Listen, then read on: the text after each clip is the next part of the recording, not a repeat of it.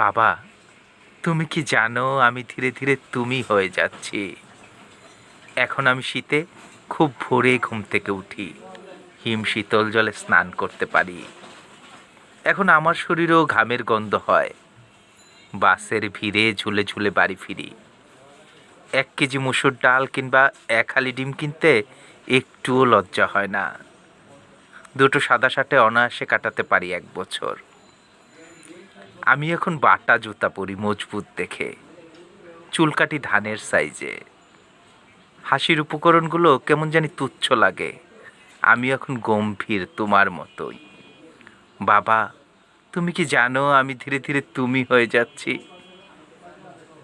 তুমি শুয়েই ঘুমিয়ে পড়তে, আমি ভাবতাম তুমি পৃথিবীর নিশ্চিন্ত এক মানুষ। এখন বুঝি ক্লান্তির কাছে তুমি ছিলে অসহায়। আমি এখন তোমার মতোই জীবন নয় জীবিকার পিছনে ছুটে চলা মানুষ। বাবা, তুমি আমায় বেঁচে থাকতে শিখিয়েছ, টিকে থাকতে নয়। টিকে থাকার লড়াইয়ে তাই হয়তো ক্লান্ত আমি। যদি আরেকবার বায়না ধরার সুযোগ পেতাম, তবে তোমার কাছে বায়না ধরতাম।